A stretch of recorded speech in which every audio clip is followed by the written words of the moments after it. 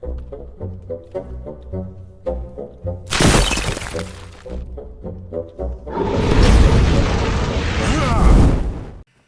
everybody, it's me, Riffraff Hornhelm, and I'm back again with another presentation from the Dwarven Vault, and today we have a monster review. And today we're going to look at the dreaded Prince of the Undead, ORCUS, the demon. Very powerful creature. And it's from the original monster manual, as used with the original basic Dungeons & Dragons and Advanced Dungeons & Dragons, or what's typically called 1E today. So, ORCUS, I mean, come on. How can you not know who ORCUS is? He's the Prince of the Undead. He features in so many different printed adventures, either through TSR in the old days or the various fan publications and so forth. ORCUS is a very heavily used creature. And yet in the original monster manual, I mean, really, he's not all that powerful in many ways. Only has 120 hit points. As compared to DEMOGORGON with 200. Both of those, by today's standards, would probably be considered well underrated. So back in the day, ORCUS wasn't untouchable. I mean, beyond the fact that he's a super strong demon and you can't kill him unless you're in his home plane, etc., etc., the usual. Now, ORCUS is a creature that has -6 armor class. Okay, very fearsome, as you can tell up here. He's brutish and huge. It's a truly horrific creature.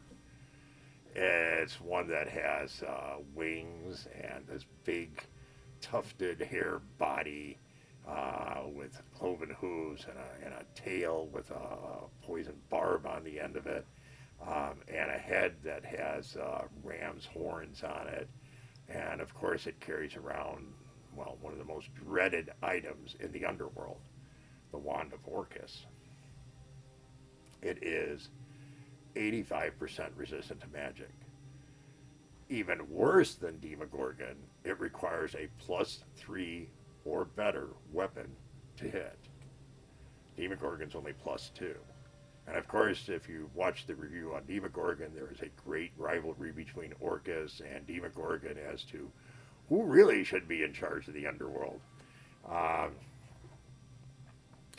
ORCUS is one nasty, chaotic, evil, super intelligent creature. Also a super strong creature. Its open-handed slap does 1 to 4 points of damage. Doesn't sound like a lot, but back in the day, when this was first out, that was pretty potent right there. And of course, if it uses weapons, it's +6 to hit, +8 to damage for any weapon it picks up and uses. That's really impressive right there. And of course, that tail, that barb on the end is poison. You have to save it -4. Otherwise, you croak. And it's not hard for it to hit you with the tail. The tail strikes as if it had an 18 dexterity. And it does 2 to 8 damage on top of you having to save at -4 for poison. Now, we haven't even gotten to the demon stuff yet. Of course, it projects darkness around it. It can do fear. It can do all kinds of nasty magic things, including, I believe it can telekinese up to 12,000 gold pieces weight. It has a long list of powerful magic spells that it can use, like even animating dead and being able to speak with the dead, being the Prince of the Undead. And of course, it has the Wand of ORCUS. And this very long list of spells that are both communicative and things like poly-other, poly-object. It's a really long list of spells. It's very, very powerful. And as I keep referring to, it also has, well, the Wand of ORCUS, which is the Wand of the Undead. And in addition to that, has the ability to summon undead creatures to serve it. They don't tend to be a lot of them, but one of the options in there is vampires, multiple vampires, which would, well, that would make for a very interesting encounter, considering that every round it can also be trying to summon additional type 1 through 5 demons. This is starting to get pretty scary. Now, they don't fully detail what ORCUS's wand can do in here. They refer that elsewhere, and it's not, it's called the Wand of Death, and it has a obsidian shaft with a skull on top. There's a lot of different depictions of this artistically that don't necessarily agree with that, but that's the description in the original material. And it says that it has a lot of powers beyond the fact it can instantly kill or annihilate any living creature. And you don't get a save unless you're super high level. In other words, like another demon prince or a saint or something of that nature. This wand is, wow. It is, without question, in the original game, probably the most powerful evil item in and of itself. This was one of the very, very top ones. It went up there with the Vecna stuff. It's definitely a very, very powerful and evil item.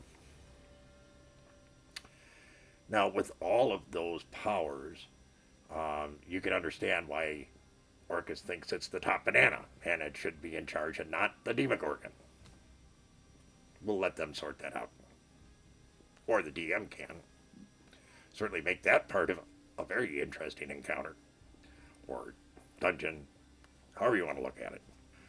Now, this huge, imposing, evil creature is something that, like I said, is one of the very top. I mean, if you look at the pantheon as it's given in the original monster manual, it's Demogorgon, Juoblex, and ORCUS. Those are the three top bananas.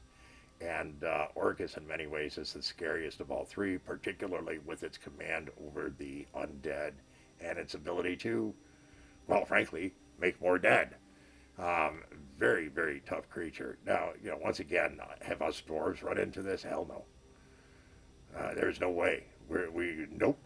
We're staying away from anything that's even remotely like this. We wouldn't get involved in an adventure like this. This is pure evil.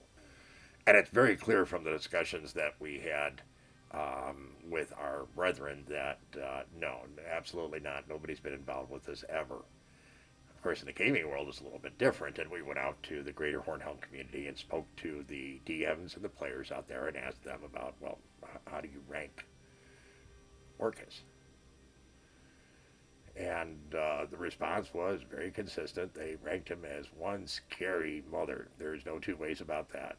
The DMs came back and said, ORCUS, that's about a 9. Maybe a 9.5. I don't disagree. I think this is one of the scariest ones out there. As a DM myself, I've used ORCUS multiple times. It's a lot of fun. But it's also a dreaded encounter for the players. No two ways about that. And in talking to the players about it, hey, what about ORCUS? I got pretty clear answers on this one, 9.5 to 10. They thought this was one of the most powerful evil critters they had ever run into. And everyone's experience with it had been, well, at best, very difficult. I can't really argue with that. ORCUS is something that will send you quaking in your boots. It makes our beards tremble as dwarves. There's no two ways about it. We really, really watch out for this thing and don't want to get anywhere near it. Demons of any kind, but especially ORCUS. Because we also don't like undead very much, so, oh well. So, interesting, of course. Dangerous, very. Evil, oh, you bet. I don't know. Sounds like Dungeons and Dragons to me. So that, my friends, is ORCUS, the Prince of the Undead. We hope you found today's presentation to be interesting, educational, amusing, all that kind of good stuff. If you did, please be so kind as to leave us a like. Consider subscribing if you haven't. Drop us a line. Share it with your friends. But by all means, come back and see us again real soon. We thank you so very much for your kind support. Take care, everyone, and remember, dwarves rock!